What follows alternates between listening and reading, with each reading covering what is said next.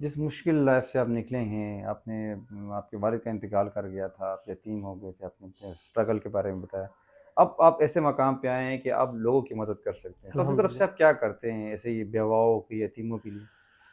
جتنے بھی بیواؤں وغیرہ، پہلی پہل تو ہماری لیبارٹری کی پوزیشن یہ ہوتی ہے کہ جتنے بھی بیوائے، جتنے بھی یتیم آتے تھے تو ہم فری آف کاسٹ کرتے تھے۔ پھر مس یوز کی وجہ سے کچھ لوگ آتے تھے وہ بیوہ نہیں ہوتے تھے اور کہتے تھے کہ میں بیوہ ہوں، کچھ لوگ آتے کوئی یتیم نہیں ہوتے تو کہتے کہ ہوں ہم یتیم ہیں، تو اس وجہ سے اب ان تمام یتیموں اور بیواؤں کو ہم فری کرتے ہیں جن کی مطلب کوئی بندہ ریکمینڈ کرتا ہے کہ ہاں یہ بیوہ ہے یا یہ یتیم تصدیق کرتے ہیں ہے، آپ، تصدیق کرتے یا ہیں۔ ڈیتھ سرٹیفکیٹ اگر بچہ لے کے ہاں آتا ہے یا ہاں بالکل۔ اور اس کے علاوہ جو بھی بندہ، جس بندے کا نام محمد ہو، تو حضور پاک صلی اللہ علیہ وسلم کے صدقے وہ صرف شناختی کارڈ دکھا کے وہ اپنا سارا کا سارا کام فری کر سکتا ہے، ٹیسٹ وغیرہ جتنے بھی جتنا انویسٹیگیشن بھی ہوتے ہیں۔ ہے، ہاں جتنا بھی چاہے دس انویسٹیگیشن، ہزار اور 15,000 کی ٹیسٹ جتنے بھی ہو، جتنے بھی ہو جن کا نام محمد ہو، صرف محمد مطلب محمد نام کا بندہ یہاں پر فری ہوتا ہے۔ ہوں جن کا نام میرے والد محترم کے پیارے نام امیر زادہ کے نام سے ہو، ہوں وہ سارے کے سارے فری ہوتے ہیں۔ اچھا، جن کے نام میری والدہ محترمہ کے نام ہو وہ سارے کے سارے فری ہوتے ہیں۔ اور اس کے علاوہ جتنی میری نیٹ پروفٹ آتی ہے وہ جہاں سے بھی آتی ہے، سیلری سے آتی ہے، فیکٹری سے آتی ہے، آئی سی یو سے آتی ہے، لیبارٹری سے آتی ہے، ان کی 10% جو ہوتی ہے وہ اللہ تعالیٰ کے نام پہ میرے یتیموں کے لیے ڈونیشن ہوتی ہے۔ صحیح۔ اور اس کے علاوہ جو ہوتی ہے مطلب جو بچے ہوتے ہیں اسٹوڈنٹ جن کی تعلیم میں ان کو ڈیفیکلٹیز ہوتی ہے، کیونکہ میری تعلیم میں میری بہت زیادہ صحیح، ڈیفیکلٹیز تھی، بہت سختیاں دیکھی آپ نے۔ بہت سختی آتی ہے میری تعلیم میں۔ سختیوں میں ایک سختی ہے کہ ایک دفعہ مجھے اسکول پیپر سے نکالا گیا تھا کہ آپ نے فیس جمع نہیں فیس کیا جمع تو نہیں کیا۔ آپ نکل جائے۔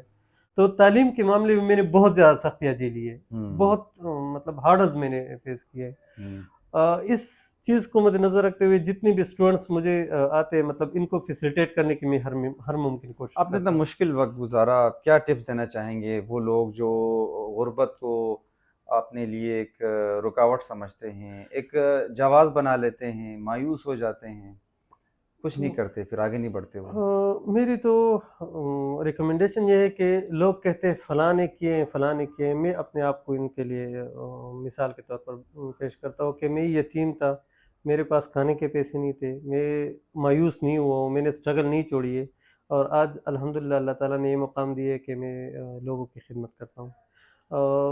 جو بھی مطلب ینگ جنریشن میں ان کے لیے یہ ریکمینڈ کرتا ہوں کہ بجائے اس کے کہ آپ مایوس ہو جائے، بجائے اس کے کہ آپ جاب کے پیچھے پھرتے اور جاب نہیں ملتی تو آپ مایوس ہو جاتے، ایک چھوٹا موٹا اپنا کاروبار شروع کریں اور اسی چھوٹے کاروبار کو آپ بڑھا دیں، اس سے آپ کو بہت زیادہ وہ ہو سکتا ہے، فائدہ چاہے ہو 1 لاکھ سکتا سے ہو، 1 لاکھ روپے سے ہو۔ ہے۔ 10 روپے سے ہو، اگر اچھا، اگر میں نے جو آپ کو بتائی کہ جو پرائے پیسے لگائے تھے ان کے پیسے تھے، میری محنت تھی، اسی طرح ہو سکتا ہے کہ کوئی اور پیسے لگائے، آپ محنت کریں، دل لگا کے محنت کریں، ان کے لیے بھی کمائے، خود اپنے لیے کمائے اور ایک مقام پر پہنچ جائے کہ مطلب آپ ہوں ایک سٹیٹس اپنا بنا سکتے ہیں۔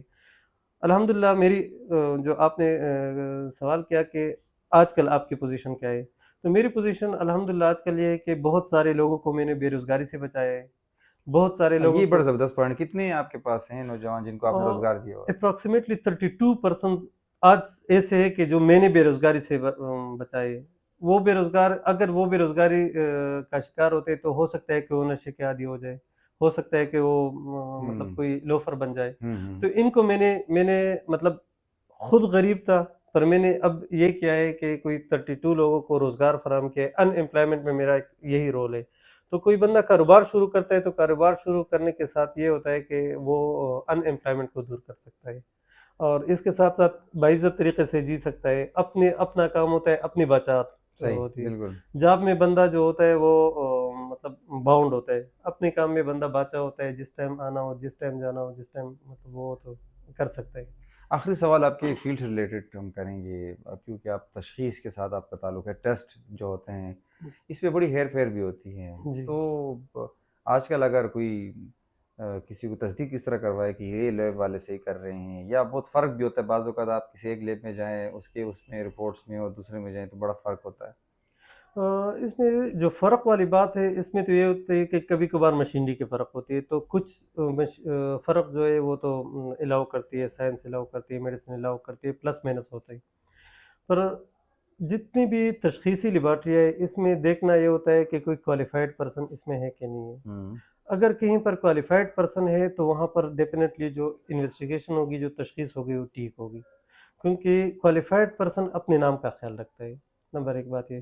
دوسری بات یہ کہ جو مطلب آپ جتنی بھی تشخیصی لیبارٹری، جتنی بھی ڈائگناسٹک سینٹر ہے، جتنی بھی لیبارٹری مطلب setup, medical setups ہیں، وہاں پر جاتے ہی بندے کو پتہ چلتا ہے کہ ایک لیبارٹری کی انوائرمنٹ کیسی ہے، ان کی جو مطلب ہوں، وہ کہنے cleanness, orderness, neat appearance of an organisation shows the standard of organisation. ٹھیک، تو ان کی اسٹینڈرڈ جو ہوتی ہے وہ اس طریقے سے ہوتی ہے کہ مطلب کوالیفائڈ پرسن اور اچھے انوائرمنٹ کو، مطلب جو کوالیفائڈ پرسن ہوتا ہے وہ اس کو اچھے طریقے سے مینیج کر سکتا ہے۔ ٹھیک، اور اس کے علاوہ جو ہوتے ہیں بندے کو دیکھنا ہوتا ہے کہ اس میں کتنی سکلز ہے، سکلز کو دیکھنا چاہیے۔ ٹھیک۔ بہت شکریہ ڈاکٹر صاحب، تھینک یو سو مچ۔ شکریہ آپ کے آنے کا۔